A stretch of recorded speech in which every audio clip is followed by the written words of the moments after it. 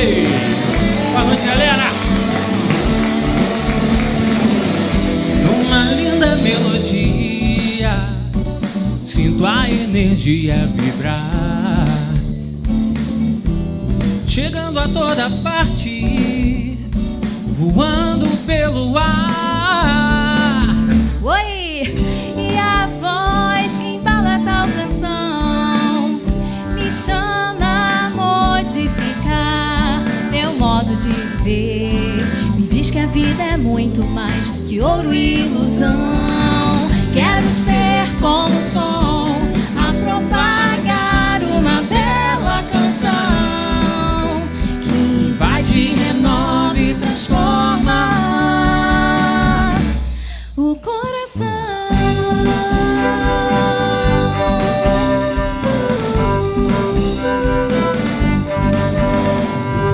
Afina minha voz no tom do amor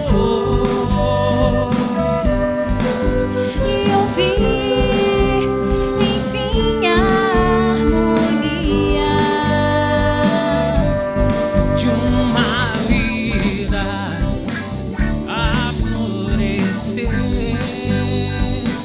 Yeah, yeah. De uma vida a florescer. Quero ser como o som a propagar uma bela canção que invade, renova e transforma o coração.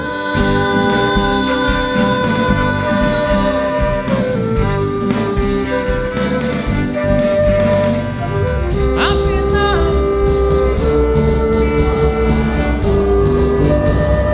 até tirar aqui, ó. E ouvir, enfim, a harmonia De uma vida a florescer.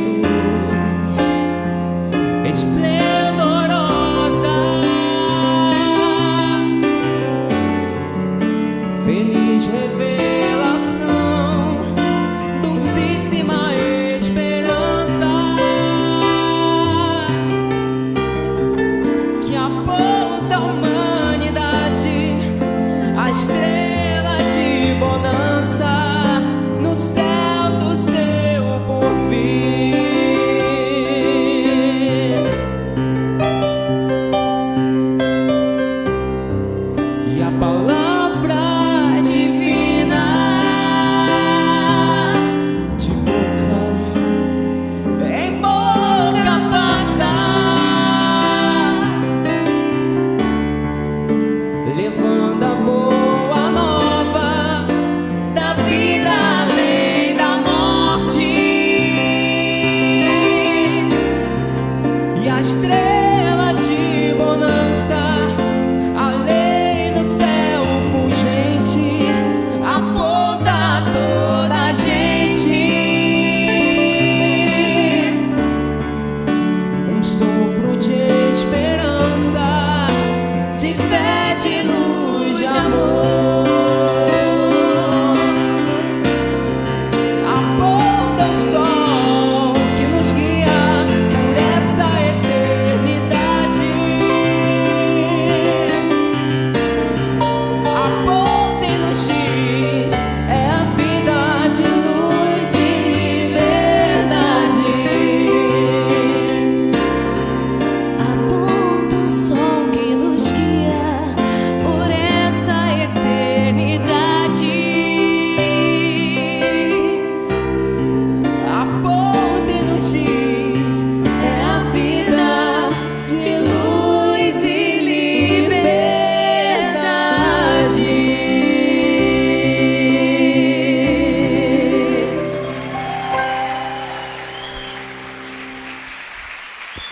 Muito obrigado, gente. Obrigada.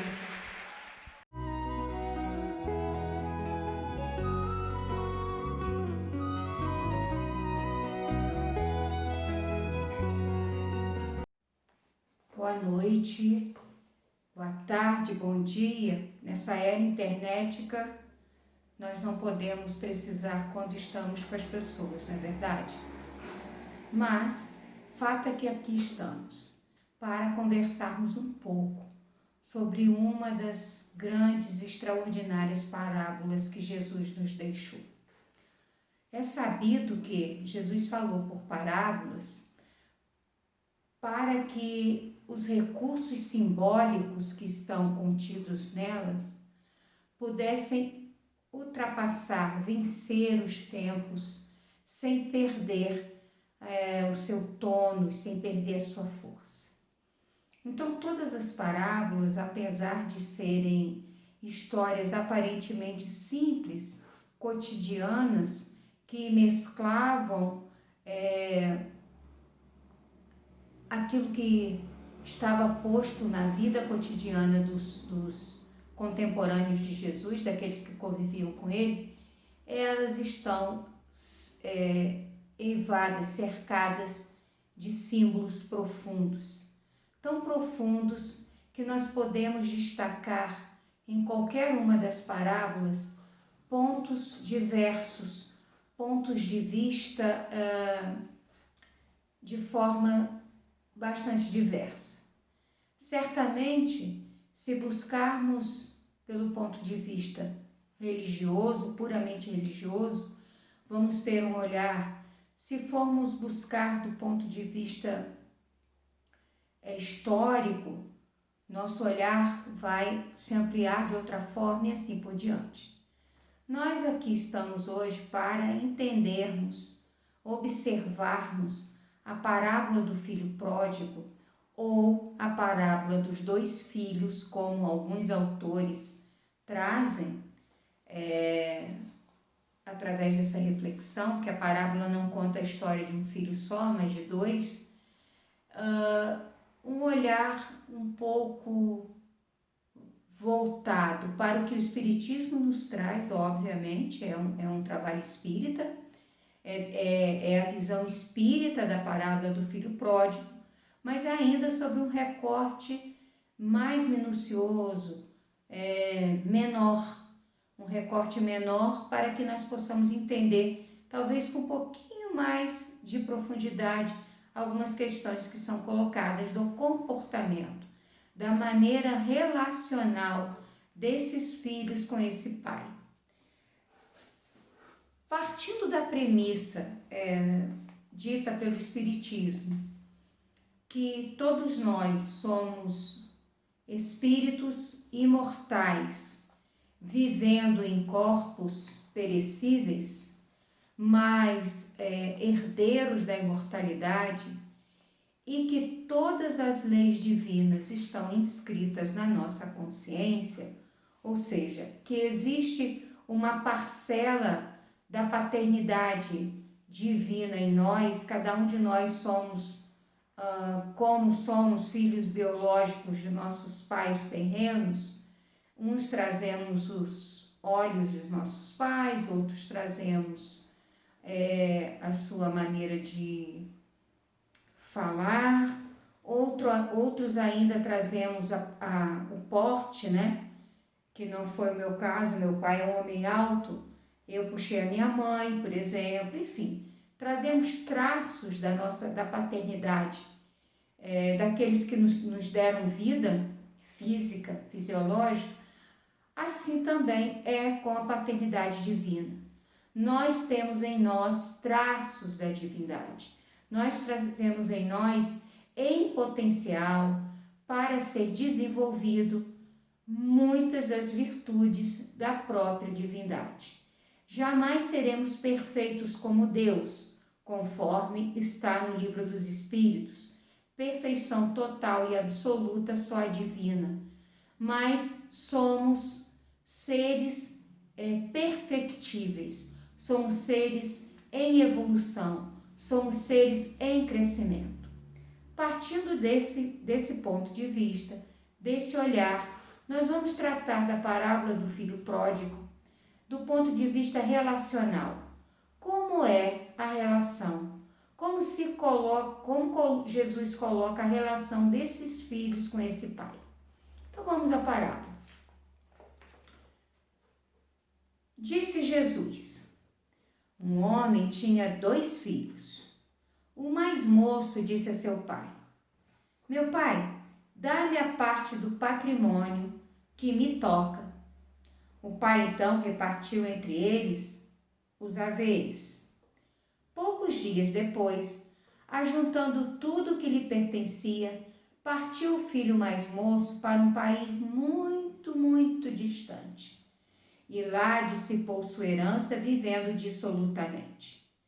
Depois de ter esbanjado tudo, sobreveio àquela região uma grande fome.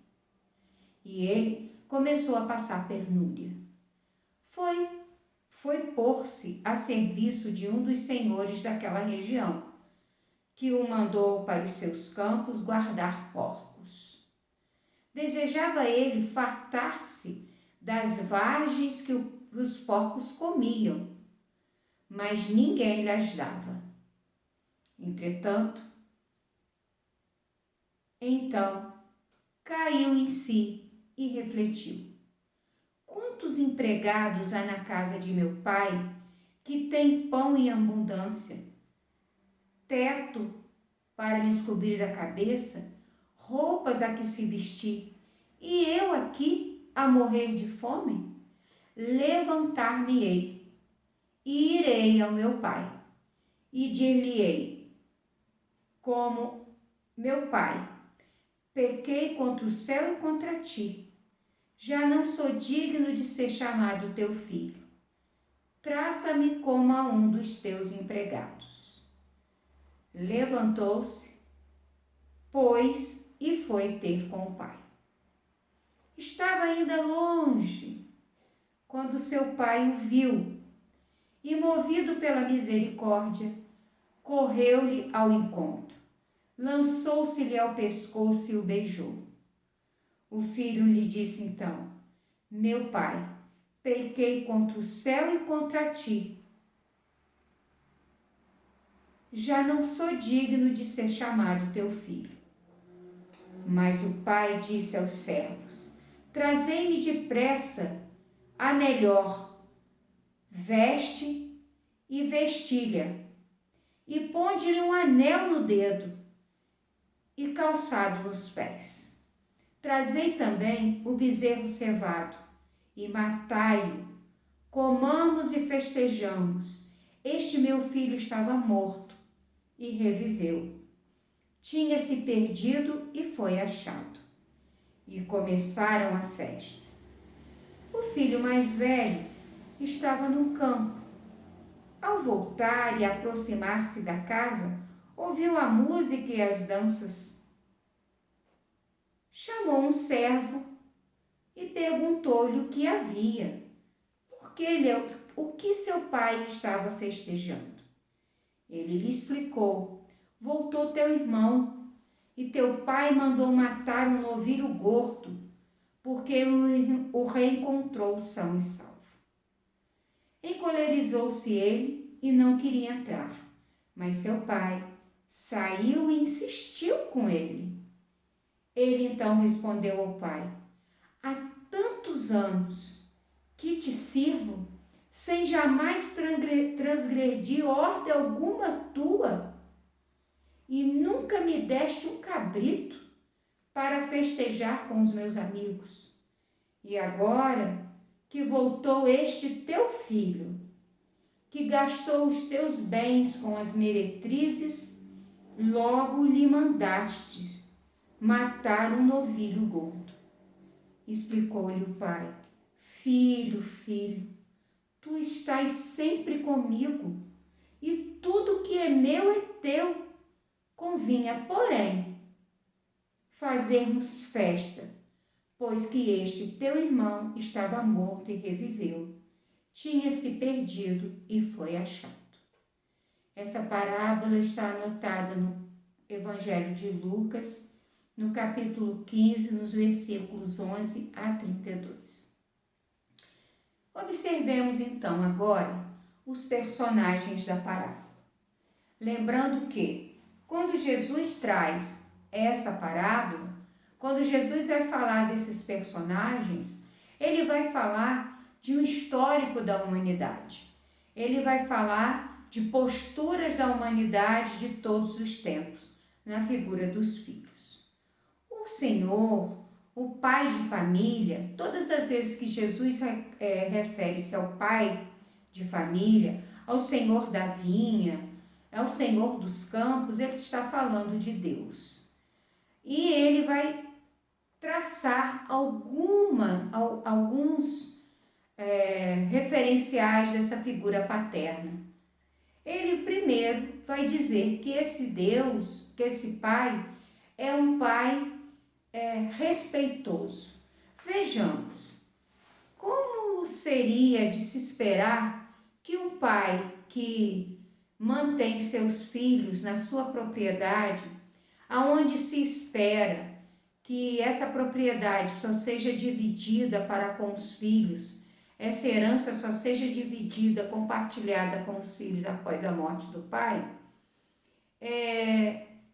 aceitaria uma exigência de um filho jovem. Imaginemos um rapazola aí dos 19 anos, muito senhor de si, muito cônscio da sua beleza, das suas virtudes para conquistar o mundo, chegando para um pai idoso, um pai, como que eu posso chamar aqui? Um pai sábio, que já viveu muito, que sabe muitas coisas, e exigindo do pai que o pai repartisse essa herança. A princípio, na nossa maneira de olhar o mundo, no que nós faríamos? Nós diríamos para esse filho: menino, vai criar juízo na cabeça, vai estudar, vai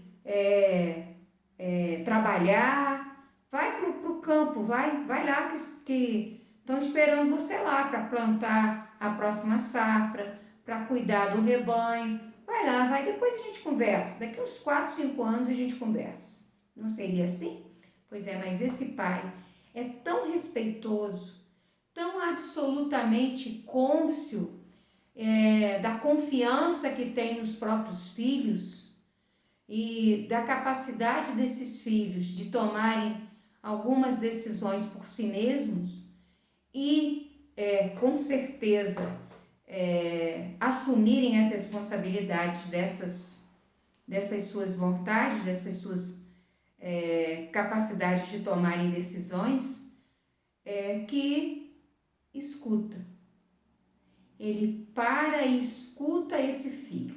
É a primeira característica desse pai que Jesus exalta. A segunda característica desse pai é o respeito à vontade do filho. Em momento nenhum, Jesus relata que esse pai usou de chantagem, usou de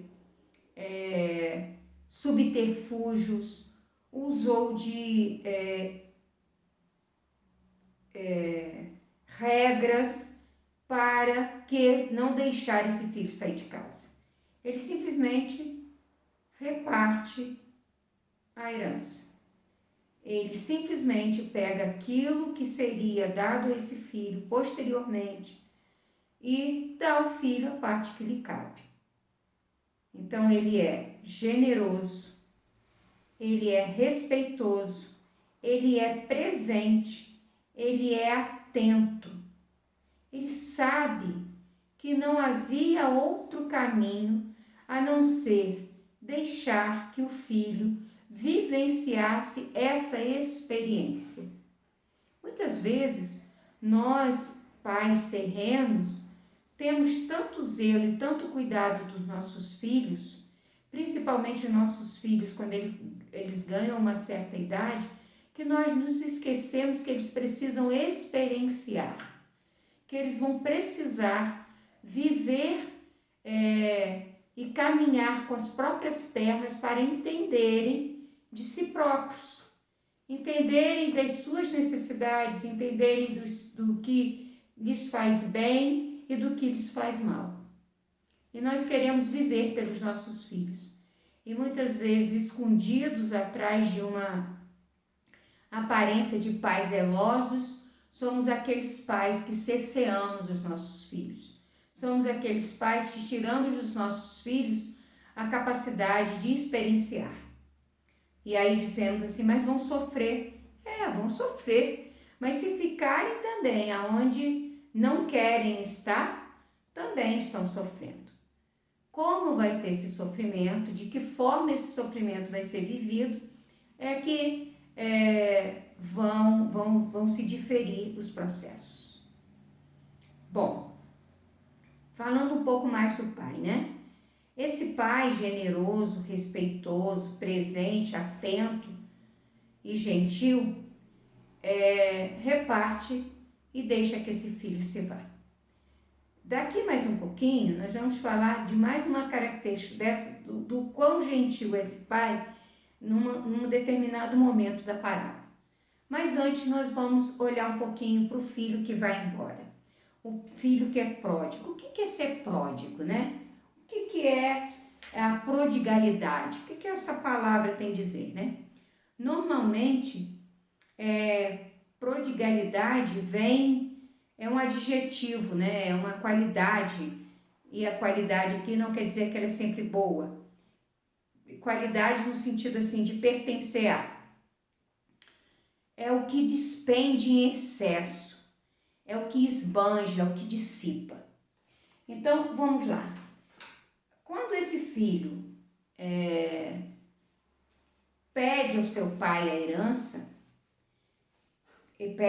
exige do seu pai a herança, a parte da herança que é dele, ele está dizendo para o pai o seguinte, olha, você me dá tudo, você é bom para mim, mas eu não quero ficar aqui. Eu escolho me apartar. Eu escolho ir embora. Eu escolho viver experiências distantes de você. Eu sei que você é bom, eu sei que você vai me escutar, porque se eu achasse que você não iria me escutar, sequer eu me aventuraria a falar. Mas eu sei disso tudo, mas eu não quero. Eu escolho ir embora, eu escolho viver longe de você. E aí faz-se uma ruptura, faz-se um distanciamento. Que distanciamento é esse? É o distanciamento de Deus para com nós? Não, porque é impossível o distanciamento de Deus para com nós. Nós somos tão seus filhos que onde quer que nós perambulemos, andemos, escolhamos viver, nós vamos levar a marca desse Pai em nós. É como eu e vocês. Aquilo que é meu, da minha mãe, aonde quer que eu vou, eu levo. Mesmo que eu não queira, eu vou levar. Porque se nós escolhemos nos apartar de Deus, nunca, em momento nenhum, desde a nossa criação, Deus se aparta de nós. Tem uma frase que o grande orador Rossando Kingsley, ele fala que sempre que eu ouço eu me emociono. Ele diz assim: nada, nem coisa alguma pode te apartar do amor de Deus. E isso é uma realidade. Quando, dentro da codificação, Kardec pergunta aos espíritos onde está inscrita a lei divina, e os espíritos respondem que na nossa consciência, os espíritos estão deixando isso claro, que aonde quer que nós estejamos, nas circunstâncias que nós estejamos, na graduação, graduação não é uma boa palavra, no nível de consciência que nós estejamos, ainda ali vai estar impresso em nós o amor de Deus através das suas leis na nossa consciência. E não há lei maior do que a lei de amor e caridade. Ou seja, o amor de Deus em nós. A lei de amor é a maior lei da divindade. Então, portanto, onde quer que estejamos, como quer que estejamos, Deus estará conosco, ainda que nós não estejamos com Deus, ainda que nós estejamos escolhendo estar apartados da divindade. O que acontece é que nós, quando nos afastamos, quando resolvemos nos apartar da casa do Pai, e olha que nós não estamos falando de religião nesse momento, nós estamos falando de relação com o que é divino, com o que é sagrado. Nós estamos abrindo em nós um campo para o desequilíbrio psíquico, espiritual e, portanto, fisiológico. Quando nós nos afastamos do que há de sagrado e divino, nós estamos abrindo campo para o mal. Que mal? O mal que está fora? Não. Aquele mal que acontece quando o egoísmo, que é a maior chaga da humanidade, e o orgulho nos tomam. Pensemos no jovem filho, então. Primeiro, ele em momento nenhum, ele questiona a sua imaturidade. Ele se acha muito, muito, muito sábio. Tão sábio que ele questiona, ele exige do pai essa divisão de herança. Ele não espera que a sabedoria do pai traga essa herança no momento que seja pertinente a ele. Ele é esbanjador. Ele acha que o que ele tem vai dar sem que ele continue trabalhando nas terras do pai, né? Nas terras do pai, né? Qual é a terra do pai que não seja nós mesmos? Os nossos sentimentos, o nosso coração, as nossas emoções. Aonde é que o pai planta a sua semente de amor que não seja em nós, os seus filhos? Mas enfim, ele acha que apartado da terra do pai, apartado do trabalho na terra do pai, essa terra vai continuar frutificando, vai continuar produzindo. E isso é óbvio que não acontece, porque é um terreno que fica longe da água, longe dos nutrientes, então resseca-se. Ele ilude-se, achando que vai encontrar fora da casa do pai, longe da experiência com esse pai, uma uma fonte perene de alegria. E ele se torna perdulário, ele se torna esbanjador. Mas ele também é egoísta, porque ele não pensa em momento nenhum que ao dividir a herança, pode ser que a parte que fique seja pouca para aqueles que lá estão. Ele pensa, ele pega toda a metade que lá estava e leva, sem se preocupar se aquilo que ficou vai dar conta dos servos que lá estão, vai dar conta de alimentar todos aqueles que estão vivendo naquela família, inclusive o irmão. Ele perde a noção de pertencimento ao que há de fraterno no processo familiar. E ele é desrespeitoso com esse pai, né? Porque ele não pergunta ao pai, pai, será que uma parte da herança, será que o senhor podia me dar, me fazer um empréstimo, que eu estou querendo viver umas experiências e eu queria um empréstimo por parte daquilo que o senhor vai me deixar quando partir. Não, ele é desrespeitoso, ele exige. E ele vai e acaba, Jesus sempre profundamente sábio, coloca esse jovem na condição de tratar porcos. Lembrando que os judeus não comem a carne de porco, porque é considerado uma carne imunda. Então, não só ele não come a carne, como ele ainda está a pastorear, a cuidar dos porcos. E nem a comida que é dada aos porcos ele pode comer. E nesse momento, no momento de profunda pesar, ele cai em si e retorna à casa do Pai. E é interessantíssimo que Lucas anota que Jesus diz, né? Após esse pensamento, após cair em si, ele não espera. Ele levanta-se e vai.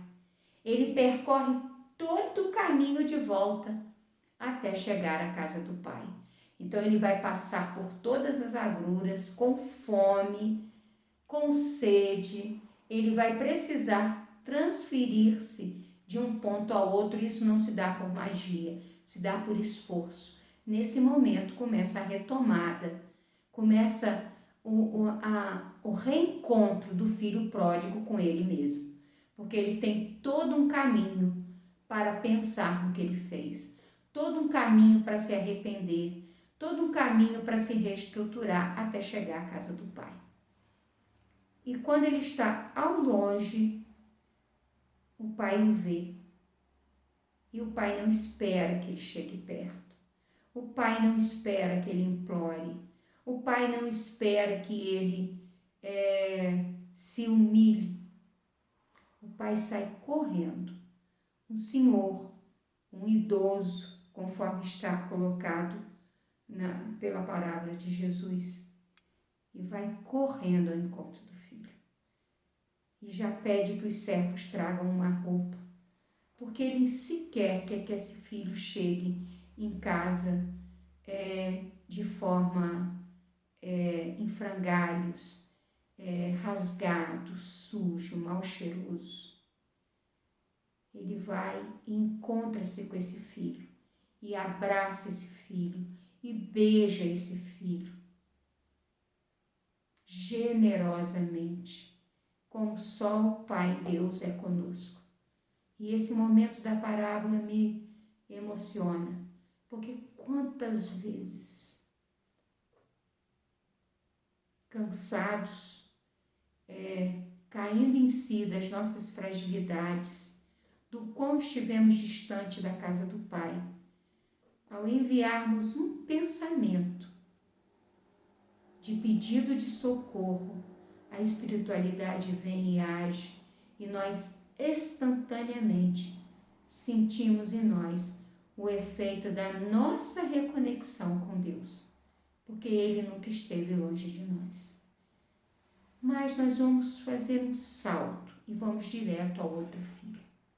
Porque se o filho que saiu é egoísta, o filho que ficou também.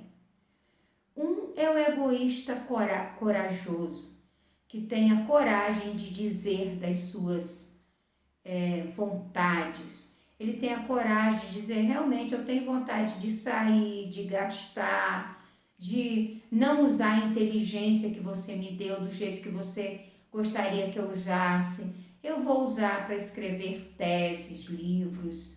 Eu vou usar o dinheiro que o Senhor me deu com o trabalho, por exemplo, do meu pai, aí o meu pai terreno, com um carro mais bonito, aquele carro mais vistoso, porque eu quero conquistar muitas pessoas.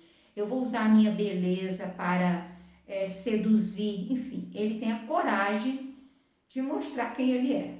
O filho que fica, não. O filho que fica é tão egoísta quanto o outro, mas ele contenta-se em evitar o escândalo. Ele finge que entende o pai. Ele finge que está próximo do pai. Ele finge que ama o pai. Mas ele só fica porque ele é medroso. Ele fica porque ele tem medo da reprimenda. Ele não entendeu o pai exatamente como o irmão mais novo. Ele não entendeu como o pai é generoso e amoroso, independente das nossas posturas para com ele. O pai é todo amor. O pai nos ama incontestemente. E aí nós vamos encontrar o filho mais velho.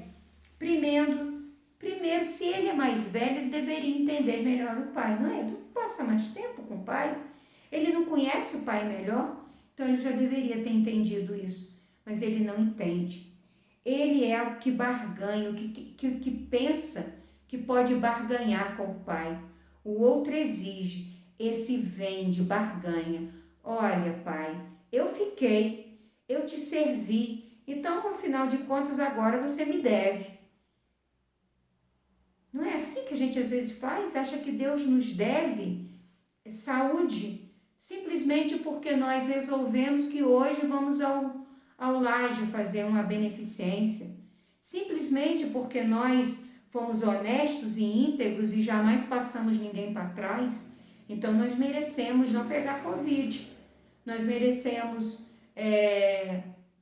termos uma saúde perfeita, e se perdemos essa saúde, logo perguntamos ao pai, mas como assim? Nós não ficamos?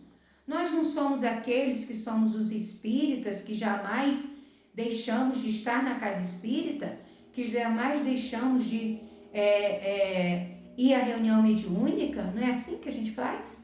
Pois é assim que o filho pródigo, o filho que fica em casa faz. Ele barganha com o pai, ele não entende que o pai é generoso e que não o ama mais porque ele fica e finge cumprir retamente as leis. Ele é sovina, né? Ele só quer para ele. Assim como o irmão não pensa nele, ele também não pensa no irmão, não. E ele é omisso. Porque se ele fosse um bom filho, quando o irmão faz esse pedido ao pai, essa exigência ao pai, ele teria chamado o irmão antes e dito, irmão, tem certeza que você quer fazer isso? Eu te empresto um dinheiro.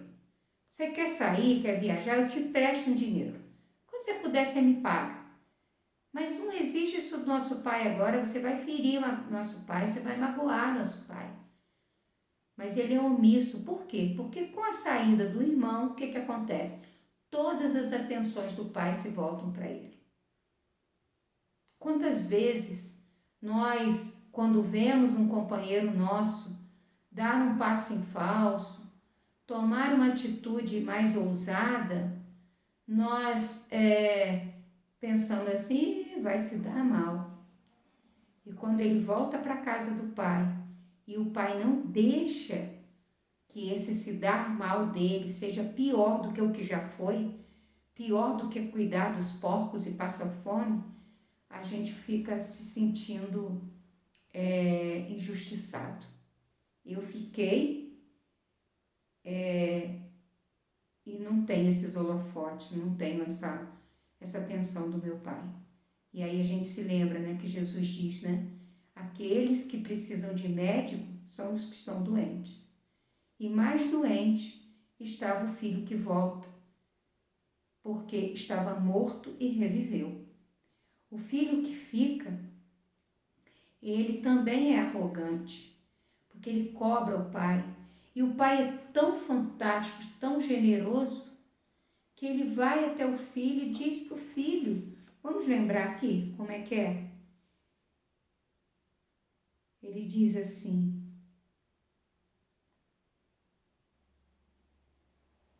filho, tu estás sempre comigo. Como assim, meu filho?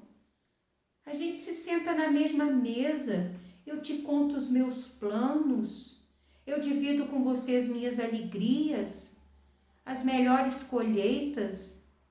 Tudo isso aqui é seu, meu filho. Você está reclamando um cabrito? Por que, meu filho? Você não pegou do cabrito e matou para comemorar, para estar com seus amigos? Qual foi o dia que eu regulei o que você podia usufruir na minha casa, meu filho? E é assim que Deus faz conosco. Tudo está aí. A saúde, a inteligência, a imortalidade, os conhecimentos espirituais, tudo está aí. Mas nós somos mesquinhos, nós somos sovinas, nós não entendemos a amorosidade de Deus por nós. E fazemos muitas vezes como o filho que voltou, o filho que ficou. Ou seja, nós exigimos de Deus uma visibilidade só porque fazemos aquilo que devemos fazer, só porque fazemos aquilo que é a nossa obrigação, não para com Deus, mas conosco mesmo, só porque tentamos cuidar da melhor forma possível, ainda que superficialmente e de forma às vezes bastante hipócrita da nossa vida perante a lei divina, achamos que temos que ter um destaque.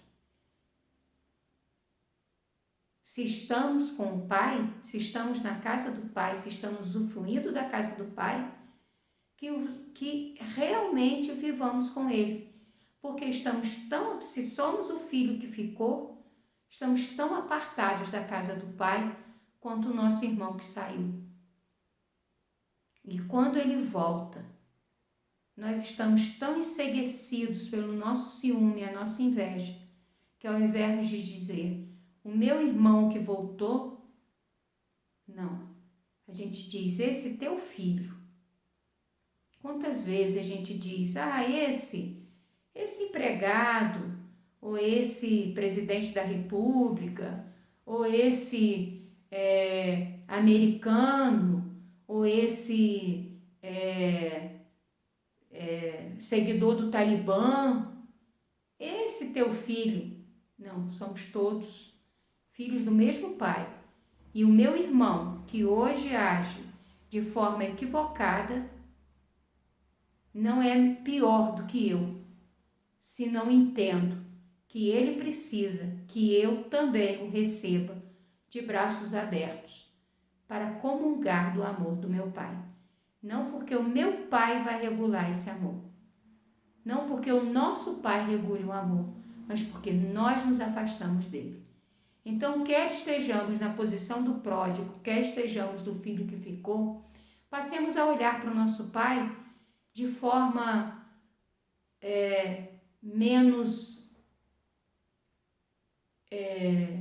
particular. Entendamos esse Pai como o detentor de todas as coisas e também o generoso doador da vida. Que assim seja, graças a Deus.